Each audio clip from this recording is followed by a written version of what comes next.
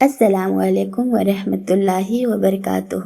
میں ہوں اسینہ اور آپ دیکھ رہے ہیں اسینہ خاتون 786۔ یہاں ہم بات کرتے ہیں ایمان، صبر، دعا اور اللہ کی رحمت کی۔ تو چلیے شروع کرتے ہیں آج کا نور بھرا پیغام۔ اگر تمہارے دل میں یہ سوال اٹھتا ہے کہ میں اللہ کو راضی کرنے کی اتنی کوشش کرتا ہوں، اتنی دعائیں کرتا ہوں، پھر بھی کیسے جانوں کہ میرا رب مجھ سے خوش ہے یا نہیں، تو ذرا سنو، تم جس رب کی رضا چاہتے ہو نا، وہ بادشاہوں کا بھی بادشاہ ہے۔ قرآن میں اللہ فرماتا ہے وہ اپنی رحمت کے ساتھ تمہاری طرف متوجہ ہونے کا ارادہ کرتا ہے، اور وہ تو سب جاننے والا، ہر حکمت سے بھرپور ہے۔ کچھ لوگ انسانوں میں ایسے بھی ہوتے ہیں جو صرف اللہ کی رضا کی تلاش میں اپنی پوری زندگی گزار دیتے ہیں، اور ایسے لوگوں پر اللہ کی خاص رحمت ہوتی ہے۔ اصل میں جو روشنی تمہیں رجائے الہی تک پہنچا سکتی ہے، اسے تمہاری جھوٹی امیدوں اور خواہشوں کا دھوکہ چھپا دیتا ہے، اور یہی دھوکہ کئی بار اصلی حقیقت سے تمہاری آنکھیں پھیر دیتا ہے۔ یہی رکاوٹ بنتی ہے بس اس رب کی رضا کی طرف جانے میں۔ اگر واقعی تم چاہتے ہو کہ اللہ تم سے خوش ہو، تو کچھ حقیقتوں کو سمجھنا پڑے گا۔ جانتے ہو، اس کائنات کے نظام میں اللہ نے یہ اصول رکھا ہے کہ سب کچھ ہر کسی کو نہیں ملتا، اور جو ملتا ہے اس میں بھی فرق ہوتا ہے۔ اگر ایک دروازہ بند ہوتا ہے تو یقین مانو دوسرا دروازہ ضرور کھولا جاتا ہے، اور جب تم اللہ کی اس تقسیم پر راضی ہو جاتے ہو تو وہ رب تمہاری رضا میں بھی اپنی رضا شامل کر دیتا ہے۔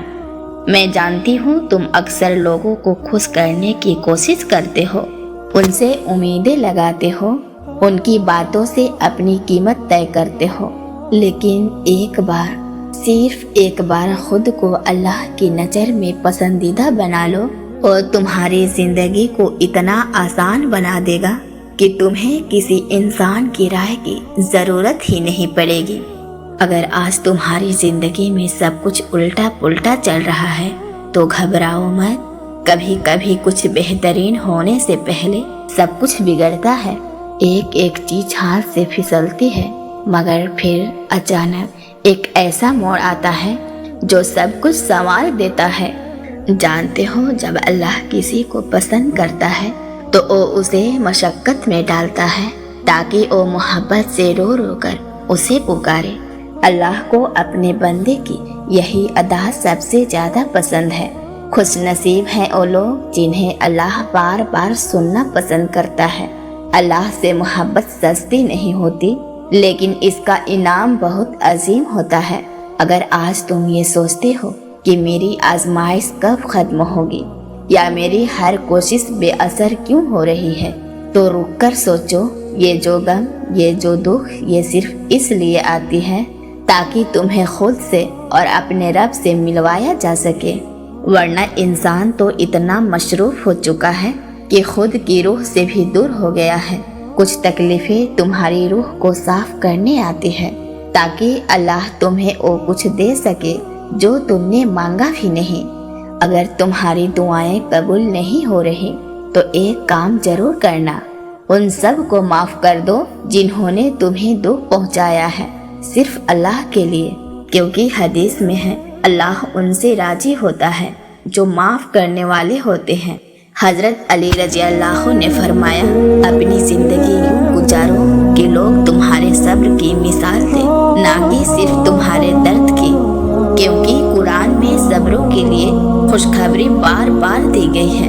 یاد رکھو، اگر تم اللہ سے بڑھ کر کسی اور کو چاہنے لگو گے تو وہ محبت تم سے چھین لی جائے گی۔ قرآن کہتا ہے، اے میرے بندے، تو نے مجھے وہ درجہ نہیں دیا جو دینا چاہیے تھا، اور پھر بھی وہ رب تمہاری خامیوں کو معاف کرتا ہے، تمہارے آنسوؤں کو اپنی محبت سے ٹھنڈک دیتا ہے۔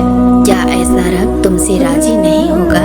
جسے رب اونچائی دینا چاہتا ہے اسے دنیا گرا نہیں سکتی۔ اپنی سوچ کو مثبت بنا لو، منفی سوچ سے صرف قدر گھٹتی ہے۔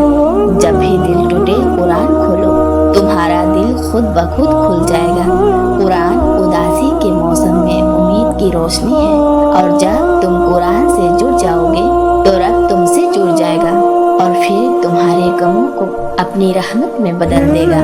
कुरान कहता है, अगर अल्लाह तुम्हारे लिए भलाई चाहता है तो कोई भी उसे रोक नहीं सकता। जब रब किसी को चुनता है तो उसके दिल में नरमी डाल देता है और यही नरमी उसकी रज़ा की रोशनी होती है। अगर आज तुम गुनाह पर खड़े हो और तुम्हारा दिल उसकी तरफ झुक रहा है तो समझ लो रब तुमसे राज़ी हो चुका है। बस सब्र करो, रब तुम्हारे आंसुओं की लाज रखेगा और बहुत जल्द तुम्हारी दुआओं को कुन फयकुन बना देगा इंशाअल्लाह। अगर इस वीडियो से आपको कोई भी बात अच्छी लगी हो तो दिल से कमेंट करके जरूर बताइएगा और हमारी हौसला अफजाई के लिए वीडियो को लाइक और चैनल को सब्सक्राइब जरूर कीजिएगा। अल्लाह आपको सलामत और कामयाब रखे, आमीन।